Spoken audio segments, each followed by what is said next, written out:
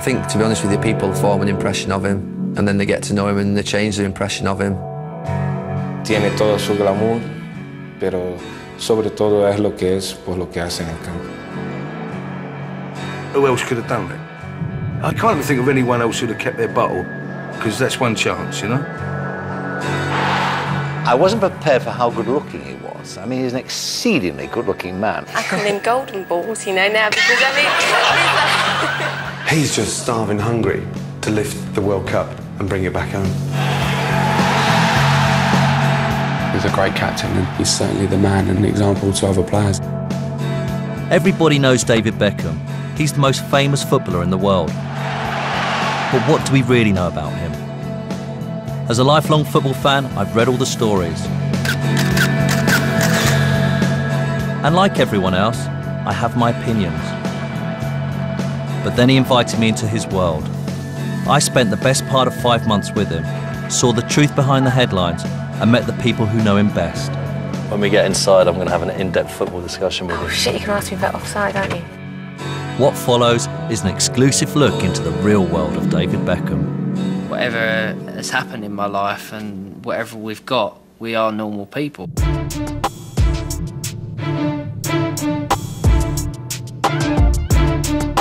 I'm Tim Lovejoy, and I'm in the Spanish capital, home to one of the biggest clubs in football, Real Madrid. I'm going to watch a game and see their star player. And on the way, I'm having a chat with one of the most famous women in the world, who also happens to be his wife. OK, we're on the way to the Bernabeu. What's your routine like? How often do you do this? Well, I go to all the home games. In Spain, you don't go to away games, not even the hardcore fans. It's not like in England where the fans travel. So I go to all the home games, and if it's an early kick-off, I take the children. If it's a late kick-off, I don't, because they have school the next morning. I mean, me and the kids love coming. I mean, the boys love it, they really do. And how do the fans treat you as you're sort of going through the... You actually have to walk a bit into the stadium, don't they? Can you believe I have to walk? I can't believe it. Posh has to walk. It's crap, that. But you have to walk through the fans. How do they treat you? They're really nice. I mean, I've got to say, you know, even in England, when I go to England games, you know, I mean, the fans are really supportive. The public are really supportive. You know, the fans and the people in Spain have made us really, really welcome. Are we near the stadium now? We are, right? We're not far. Why? Do you want to buy a flag or something? Do you want to buy a scarf? Do you know what I like is when someone scores a goal in England, we go, yeah. Over here it's goal. It's just a different noise. Yeah, it's probably because they speak different language. Do you know what? Do you know what? I think you might have sussed it there. That's a good point. There are 80,000 fans inside the Bernabeu Stadium, and Victoria is as impressed as any of them. He's so talented. I mean, I always say to him, God, it would be so... I wish I was that talented. And he says, you are. I said, no, I'm not the best singer, the best dancer. I will always admit that. But to have that natural talent like he has is fantastic. The search for talent is where all good football stories begin.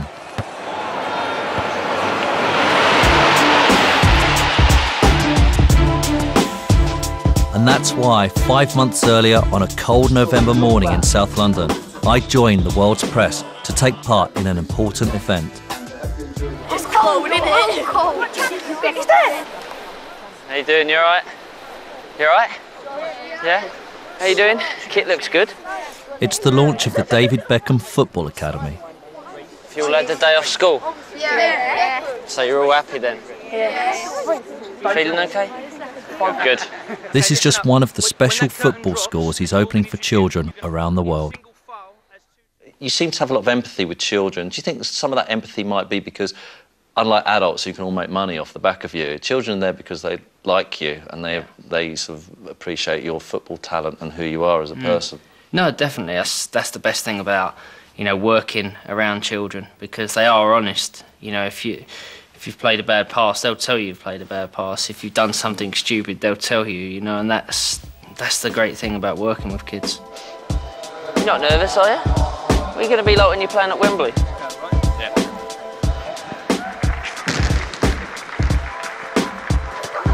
This is a dream come true for me. To see the kids here today, my dream has become a reality now. I went to the Bobby Charlton Soccer School and I had such an amazing time there. You know, it kept me out of trouble. So I wanted to create, you know, something like that. And it's kids of all levels, isn't it? It's not just the elite.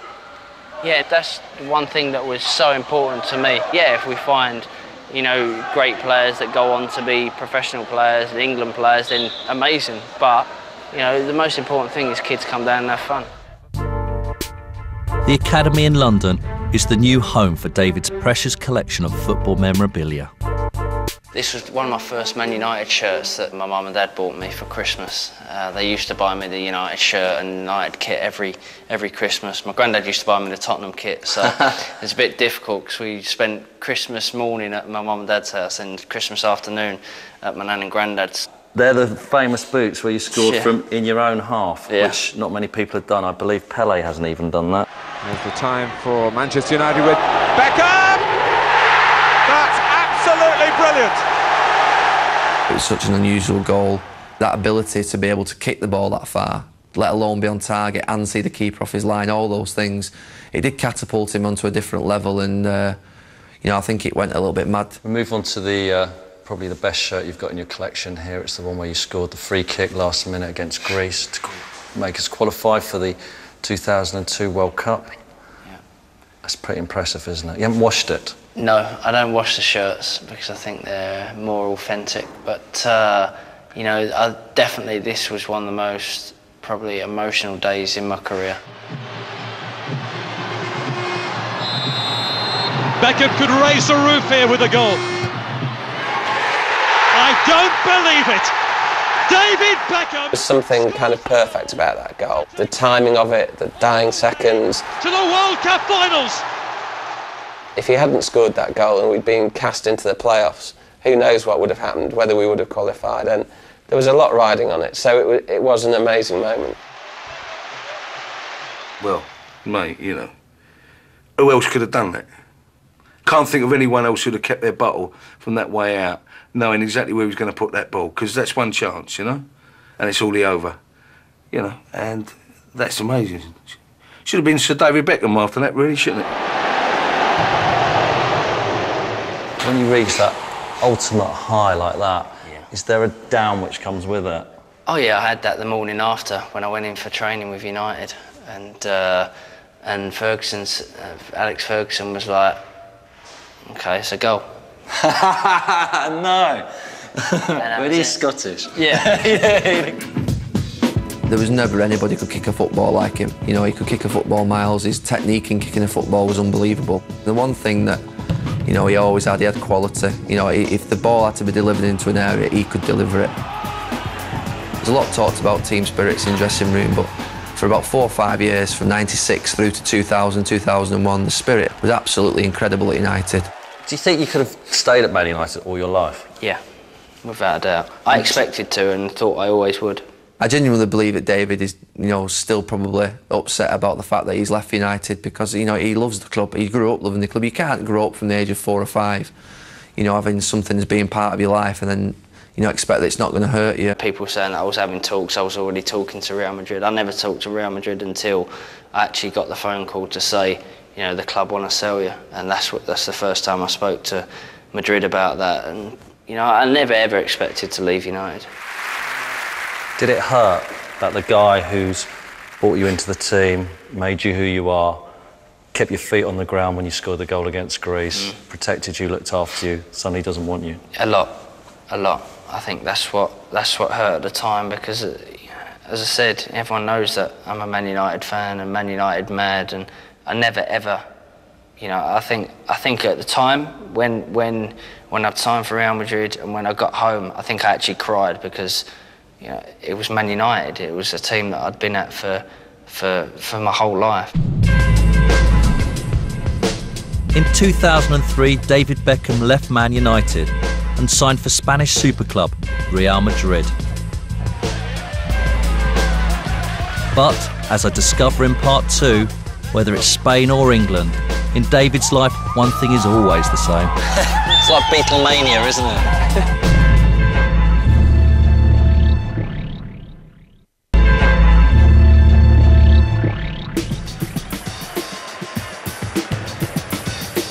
It's been 3 years since David Beckham moved to Spain after signing for Real Madrid. The next time we meet, it's for a meal out in the Spanish capital. It's my opportunity to see how well the locals have taken to him.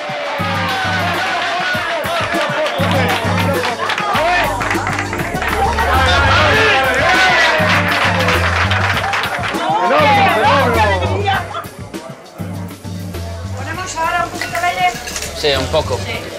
No mucho. Por favor. Sí. Gracias. So in Madrid, where are we? This is one of the first restaurants that I came to when I first joined Madrid. And since the day I stepped in here, they never let me pay. It's nice, but it's embarrassing as well. I get embarrassed for things like that. So leave a big tip. I do leave a big tip. Here, and I was going to say, are you popular in Spain? But the reaction when you walked in here, you're doing all right over here, aren't you? They do like you. The reaction over here is great. You know, people are so passionate about wanting to see you, and they're very touchy-feely over here. You know, that was one of the problems with the story where the girl was getting my autograph. Because in Spain, it's rude if you don't do 2 kisses. Even the men, you know, the men like grab you and want to hug you and kiss you. You know, that's the way it is. If ever it stops, you probably won't miss it, will you? People staring at you everywhere you go. Probably not. But yeah, I don't know, because I've never been in a situation where I haven't had it. I suppose he's really the first guy who's taken it on a level since George Best, really. The obsession with his lifestyle away from the pitch has certainly reached new levels. Come on! I think Bex embraces it. You know, I don't think at times he likes it, but I think there are times when he does like it, and I think that's fair. I think he'll accept that. I mean, being out with him and, you know, leaving a restaurant, you know, it's like leaving with the sort of Hollywood superstar. He doesn't get annoyed, but he just gets slightly frustrated because he just wants to live a normal life, and that's the real David.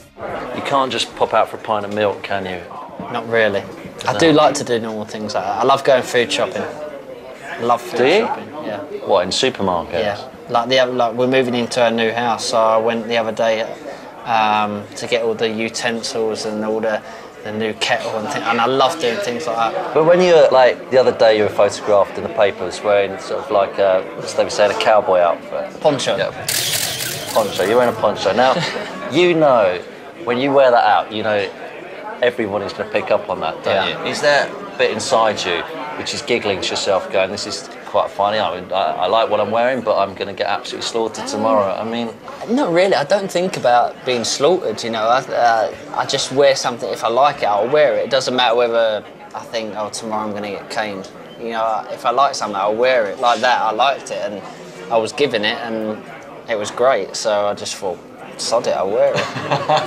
Do you have a stylist? No. So you choose your own stuff? Oh, yeah. Bex has always had stick from the players since he was 16, 17, since he, you know, updated his leather and his, you know, his under prelude. You know, everyone else had, you know, normal seats. He had to have extra leather, you know, and he wouldn't let anybody go in the back because it'd scuff his leather. And you know, he's always been like, and he's always obviously took the brunt of jokes on things like that. How about the guys then in the team? Do you ever do like, I know the English players obviously go on a male bonding thing? It's not as much as you used to do in England, but like every now and again we'll go out for a meal, we'll come to a place like this. So do you drink when you're out here? Do the players drink? Not really. It's not a huge amount, you know. I love red wine, so mostly red wine I drink. I'm not a big drinker, to be honest. At Real Madrid, David plays with the world's football elite. Together, they earn an eye-watering £98 million a year. This star-studded lineup has been christened the Galacticos. Do you have to sometimes pinch yourself when you're looking around your teammates in that Madrid team? I mean, an incredible selection of players there. Could you pick one out as being the best? Zidane. You know, the Brazilians are great. Ronaldo's unbelievable, but for me, Zidane does things that are like... He's got so much respect through the changing room. Yo creo que ha aportado lo que tiene todos los ingleses, la voluntad de nunca dejar las cosas, siempre ir a más. Ronnie, when he's on the pitch, he's incredible, but he's such a nice person, so normal. Una persona increíble que está siempre bromeando, nunca le ves de mal humor, pase lo que pase, en el momento que sea en su vida, pues está siempre con una sonrisa. Obviously, the English fans, you know, they pinpointed you when you played for Man United, sung songs about you. Do they do that over here? Do the fans sing songs about the players? Yeah, they But do you understand them? Yeah, they sing. They sing. They sing Beckham Maricon. What does that mean? Which is Beckham faggot. which they sing about me and about Guti. Do you think of Madrid now as your home? Yeah. You do? Yeah. We've finally found a house that we like here. We've found an area that we like. It's in the same areas where the kids' school is, and you know, everything's settled down. I think it's important for people in Spain, in Madrid, to see that I'm actually, you know, I want to learn the language. I want to settle down here. My children are happy here. My family's happy here. I'm happy playing football here.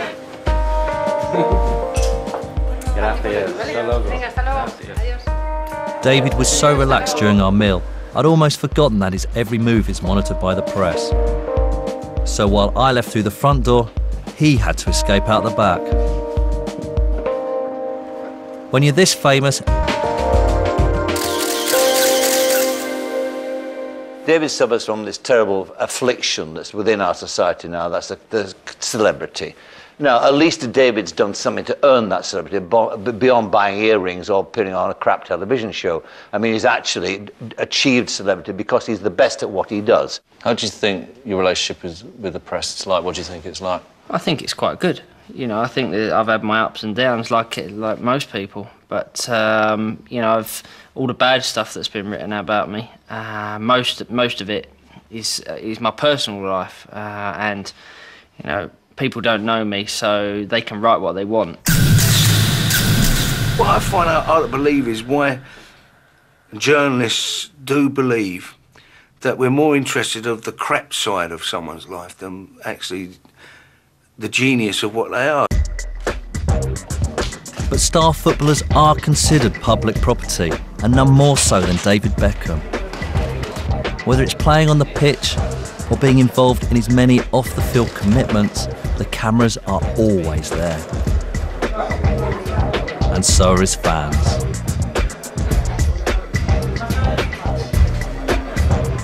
I think the majority of people that I come across in Madrid are really nice, you know, want autographs, want pictures, but just really nice to me. That, you know, they'll come up and talk to me, and it's good because I want to feel, especially to people over here, you know, I want to feel approachable, and you know, I have had people come up to me and say, you know, we don't think that we can come up and speak to you and talk to you and ask for an autograph, and you know, that's just because of what either they've read or they've heard, or you know, some story that, you know, is not true. So, you know, I think that's what's nice about the sort of the public and the attention that I do get over here, because they actually come up to me, they talk to me, and that's a good thing.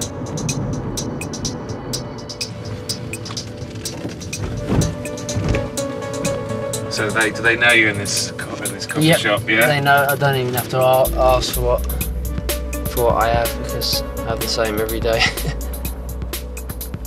Every day, vanilla latte, extra hot, extra hot. They can't understand and believe that I have it so hot. But do you want a coffee? Thank you. Sure? Yeah.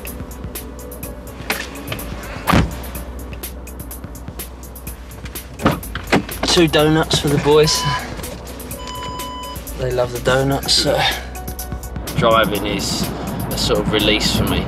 You know, it's a bit of normality. You know, it's something nearly every person does every day, drive to work. So, you know, that's my way of having some normality in my life, if possible. Like going to the grocery store, things like that. I was at Manchester for 15 years, and you know, training with the likes of, you know, Keane, Brian Robson, Steve Bruce. You know, everyone's flying into tackles, winning headers, everything. You know, and that's the way I was brought up. But you know, it is totally different here.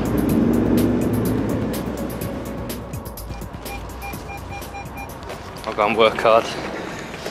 You enjoy yourself. Right, not sure you'll be able to film from now on.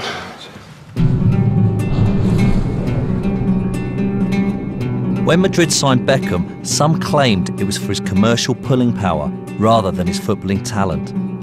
Sure enough, shirt sales immediately rocketed, and despite 3 trophyless seasons, Madrid have now overtaken Man United as the world's most valuable club. But Beckham is arguably their best player, and is a huge hit with the fans.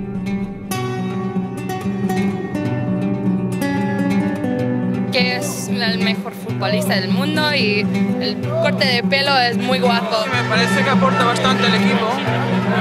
Me gustan sus centros. Beckham me gusta cómo tira las faltas.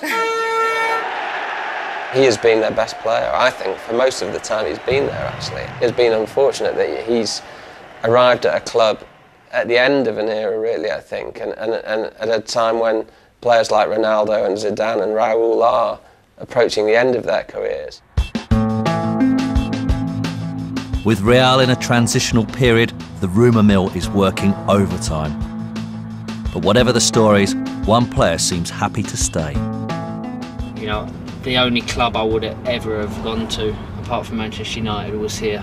You know, I don't want to play. There are other great clubs in England, of course. You know, there's Arsenal, there's Chelsea, there's Liverpool, there's other clubs, but there's no other club that I would rather play for in England anymore. You know, it's here or Manchester United, and that's the way. You know, that's the way I feel about the situation, to be honest. What about Arsenal? No. I hear you're signing for them. Apparently so. Apparently so. David has arranged a real treat for me, something every football fan would die for. Right. I'll go first. Yeah. Something which few are allowed. To actually walk on the hallowed turf at the Bernabeu Stadium. Oh my God. It's amazing, isn't it? Yeah. When was the first time you played here? It was with Man United, Champions League. We got battered. I don't think we knew what had hit us. Then, first time I played here was against, I think it was Malaga in the Spanish version of Charity Shield. First time I touched the ball, the whole stadium started clapping. So it settled me down straight away, and then I played a couple of long balls which worked. And then I scored a goal from Ronnie's pass.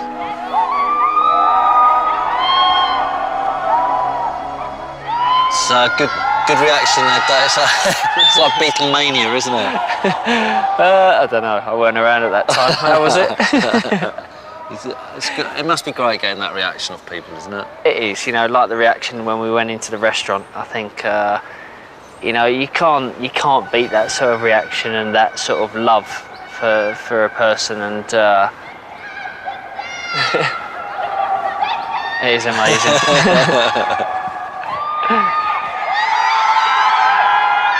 One of them said, "Te quiero, te quiero, I love you." And how was it your first match out here? Because obviously you didn't speak Spanish, and not a lot of the players spoke English, did they? So how did you actually communicate with the players when you're playing? I think once you're on a pitch and once you're playing with these players, you don't really have to speak too much, to be honest, because you know these players don't need to talk on a football pitch. I know, you know, in coaching manuals and when you're kids, you know, people, managers and coaches are always like, you know, talk, keep talking to the players and telling. But with these players, you don't need to communicate that well because they know where you are, they know what to do. I know where they are and where they like it, and that's the way it works. To play in this stadium is so special, you know, it's like playing at Old Trafford. You get that feeling of, you know, you never want to come off the pitch. It'd be a fitting place to end your career here, wouldn't it? Yeah. Do you think this is where it's going to end? I think so, yeah. I think so, because at the end of my career, I want to be known as a player that has played at a top level for the best teams, and they don't come much better and bigger than Manchester United and Real Madrid. I can imagine.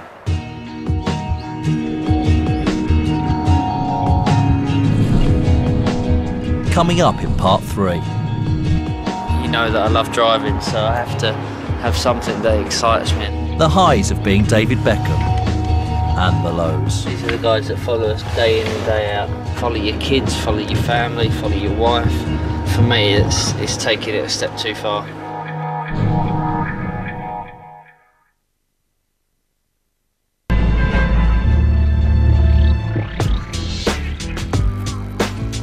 The next time I see David Beckham, it's on a jet back to the UK.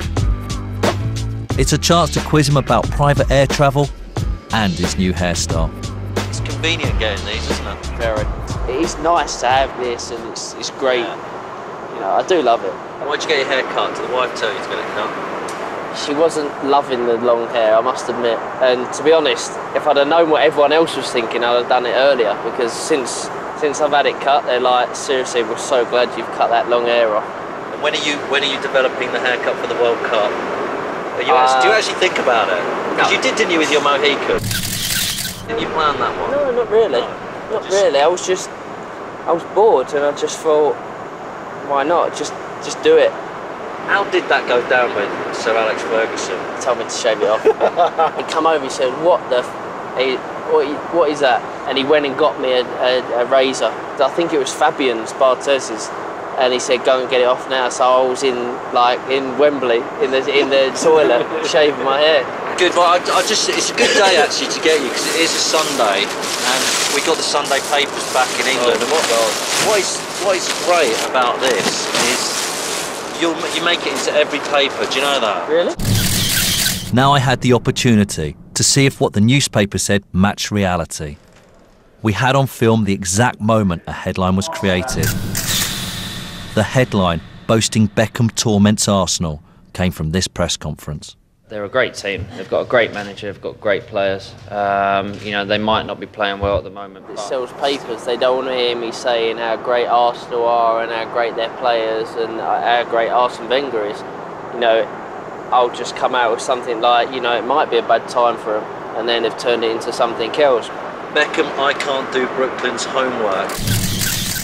A massive whole page on page 3 of how you can't do Brooklyn's homework. You said this tongue in cheek. I'd said in jest, you know, Brooklyn's homework is so hard, sometimes I have to pass it on to Victoria.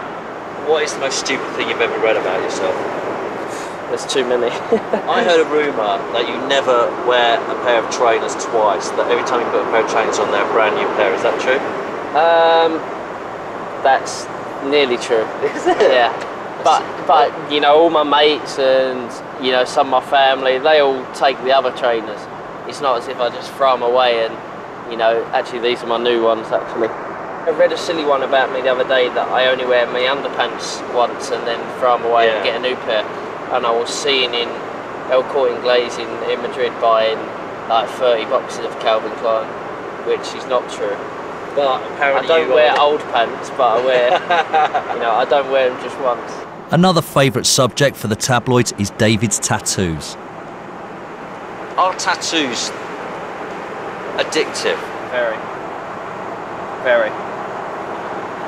Are you addicted to the pain of it, or are you addicted to Funnily enough, I know it sounds weird, I actually enjoy the pain.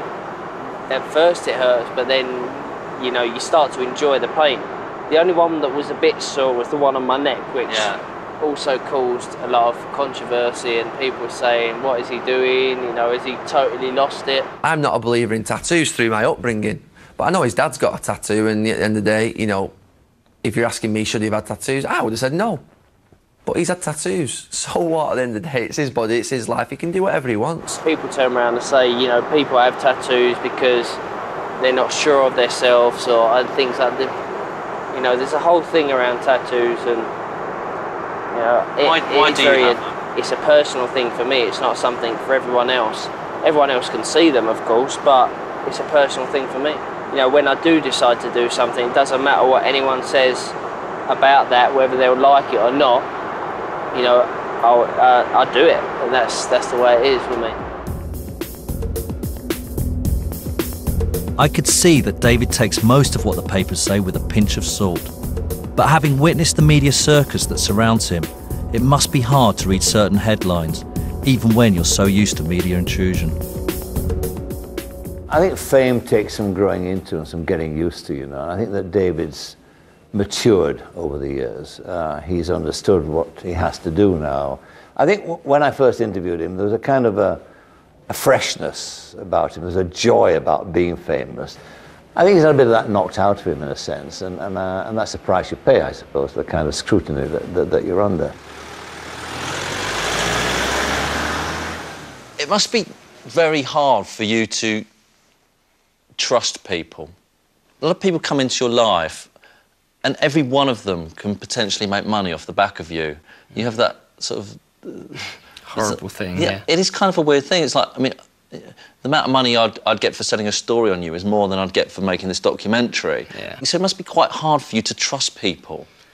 It's impossible to trust people, for me. And I don't like being like that because, you know, I'm not that sort of person. But I've been sort of made into that person because there's been so many things and so many people not let me down, but just sold lies on me. And I think that's the tough part to do, because we could be suing people every week, every day. There's a different story that is not true. The morning after the flight from Spain, I'm at a promotional event with England's football stars.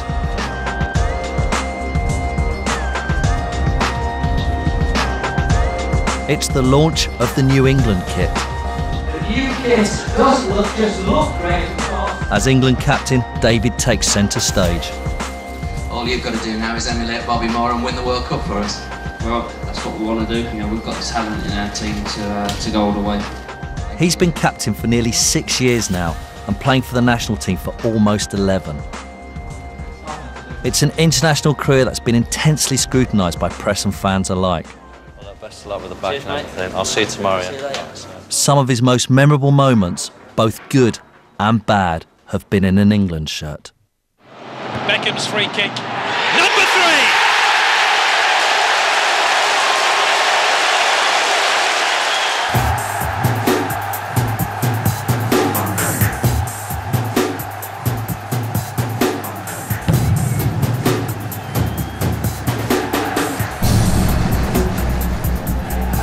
I think what made David Beckham for me was when he got sent off against Argentina, you know, for a silly foul, you know. I'd rather him gone crunching and really smashed the geezer to bits, you know. From that moment on, you know, there was kind of the making of the man in a way, because it could have finished him.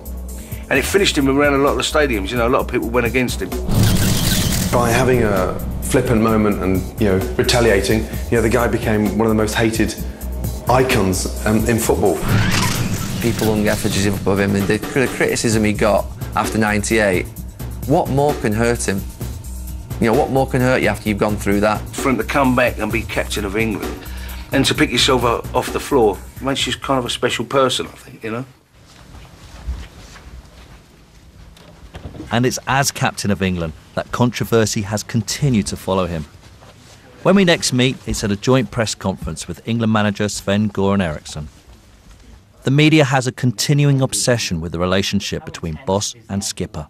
People still argue that he's in the England side. There's a commercial imperative, and that his fame has blinded Eriksson in particular. If he thought I wasn't good enough to be in the team, he's professional enough, he's experienced enough to turn around and pick the team himself. He doesn't have to be told by any person who he has to play. Objectively speaking, he is worth his place in the England side. You know, he's one of the best right-sided players in the world. He's one of the best crossers in the world. And who else are you going to pick in that side? Has there been much talk within the squad about... Yeah, it's absolutely ridiculous, you know. So many times you see it in the paper, should he be England captain, but we've got the right man in charge. You know, whether it be for another 4 or 5 years, he's certainly the man and an example to other players, and we're certainly learning from him. You know, he knew that when he took over, it wasn't going to be a bed of roses. It never is with England. It's hard work, you know. Sometimes the press are, you know, pain in the backside. How do you feel about that now? No, I think, to be fair, the press conference went well. You know, today it was very relaxed. I think it was very. There was a lot of banter flying around in there, and no, it went very well. See you, bro. Thank you, man.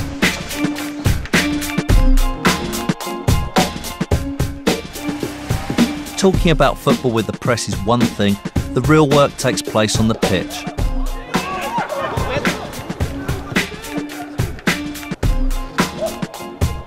And watching him train with the England squad, you can see the camaraderie and respect that exists. You You know, that guy will go through a brick wall for any of those players, and that's why he's still the captain today. His authority is still undimmed as captain, but I think there are beginnings of factions that maybe after this World Cup, it might be time to try to pass on the reins.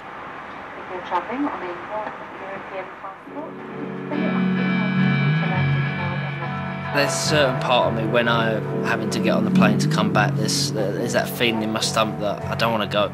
You know, I want to be in England for a little bit longer, but you know, that's gone slightly now, but I still get that.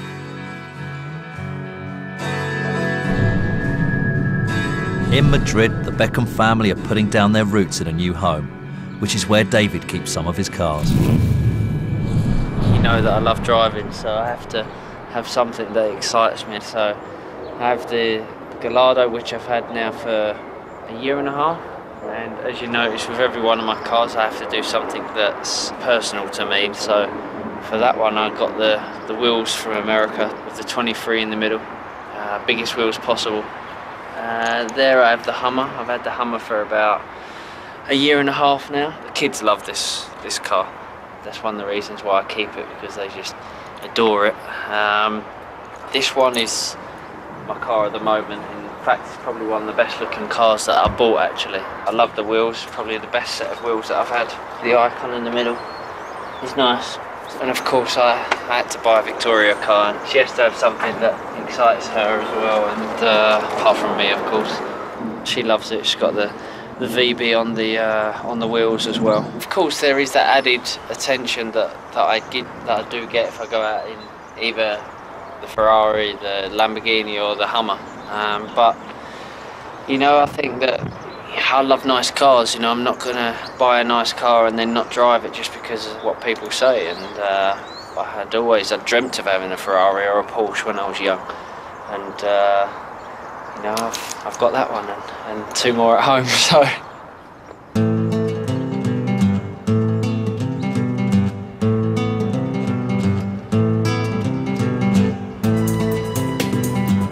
Celebrity might have its rewards, but it also has its costs.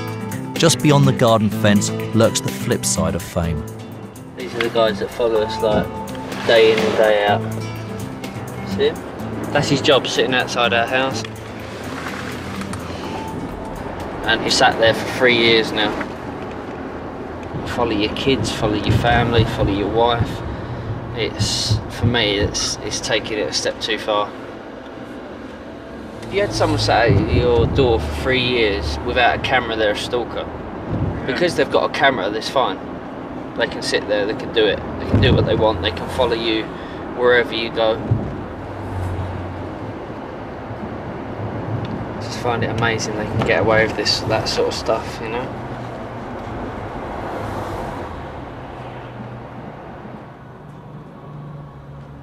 As David met up with his Real Madrid teammates to travel for an away game, a story was breaking that would become news around the globe.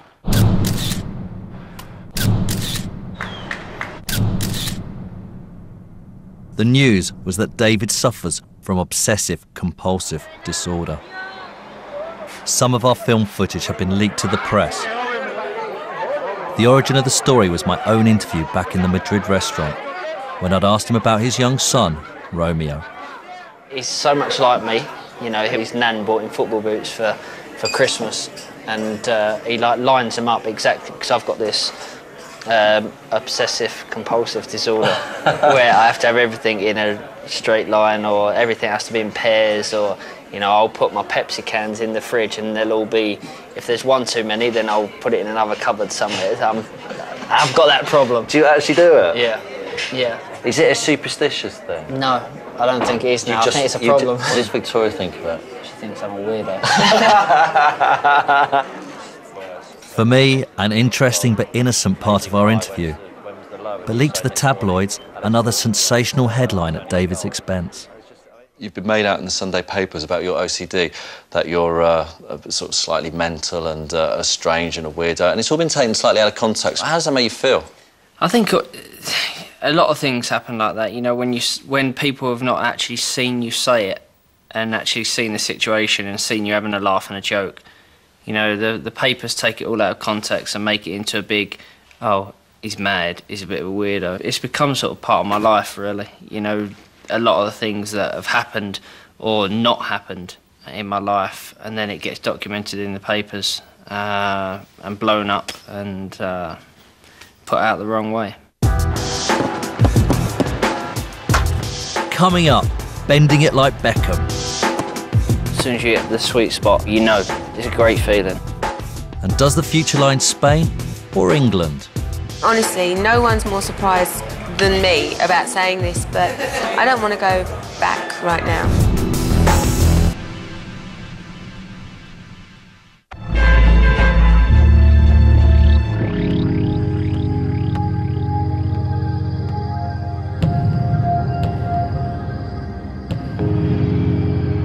I don't really get nervous in football games, but you know, that penalty, I think, was the most nervous I've ever been. Responsibility now is that of David Beckham. If you watch the video back, you know, the camera goes on my face and Simeone's coming up to me trying to shake my hand, and I had to literally turn my back and walk away because, you know, I wanted to be focused for that penalty.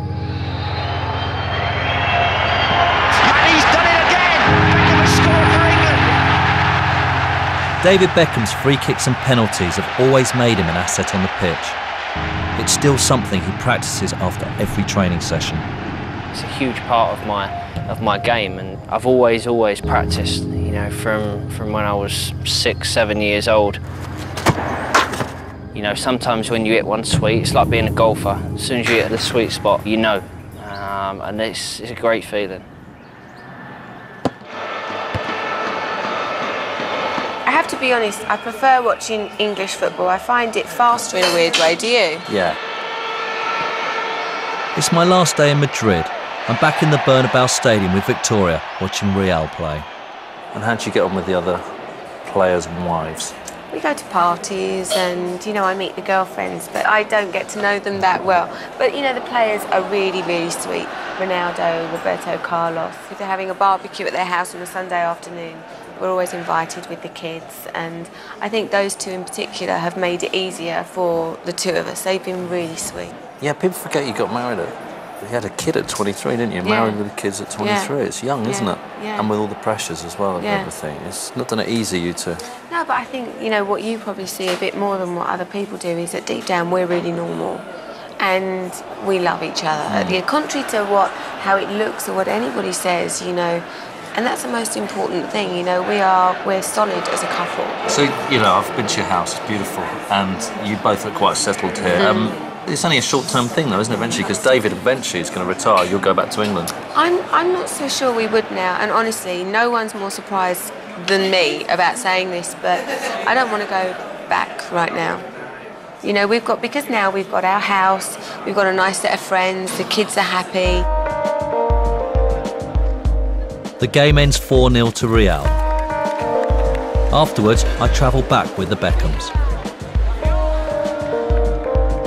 So what do you think of that match? Average. The highs and lows of your career have been amazing. The more I think about it, the more the Greece goal and the sending off against Argentina are two, I mean, the most massive high and the most massive, some fans, massive lows. In the last 10 years, I've probably been through a lot of ups and downs in football and in life, and you know, I've come out of it, and you know, I'm still England captain. I'm still playing for one of the biggest clubs, if not the biggest club in the world. I'm married. I've got 3 beautiful sons. You know, and life could not be better. But I know, having been through it, how quickly that can change. What doesn't kill you makes you stronger, David. You're right. Well said. It's nearly killed me a few times. It's nearly killed all of it. It's nearly killed our whole family. Are you looking forward to retiring and spending time with the family? I mean, I know you want to play football. Of course, I'm looking forward to spending time with the family. I think that's going to be one of the highlights and one of the things I'm looking forward to more than anything. But of course, I'm going to miss it. It's hard to think of David Beckham not playing football. Such has been his level of success and prominence within the game. One day his career will end, but not just yet. He's He's only 31, for God's sake. You know, he's got another 5 years playing, and you haven't seen the end of him yet. I want to carry on playing for the country and leading England out as much as possible and as many games as possible. I'd love to get to Sir Bobby Moore or Sir Bobby Charlton's record of caps. I would love to reach that. He could have that kind of air about him over Bobby Moore, you know, in a way, because Bobby Moore was chest out, blonde hair, bang, England, you know. It's such a massive World Cup, and for Bex to be the man leading us there with such a great squad of players, we've got a real chance, and he must feel that inside as well, that, you know, it's a chance possibly for him to lift the World Cup. It's been a fascinating 5 months getting to know the real David Beckham, finding out what his life is really like. Whatever fame and success has brought him, Beckham still remains passionate about the sport that has made him who he is. I know I'm going to miss football once I finish, but I'm going to make sure that I've got things outside of football that are going to keep me busy. He had a dream as a kid to become a professional football player. That is ultimately what his life is about. He's done something that every single kid in the world dreams of. You know, there's so many moments in my career and so many moments in my life where I look back and I think, I wanted to play for Man United, I wanted to play at Wembley, I wanted to captain my country. It's just incredible for me to just look back and see, you know, this is what I dreamt of when I was a young kid, and, you know, whatever you think, whatever you want, them things can come true. As the countdown continues to Saturday's big match at Old Trafford, both teams need preparation, so England captain Robbie Williams leads his stars out as they take on the England legends. A cracking match in store for Soccer Aid, next on ITV1.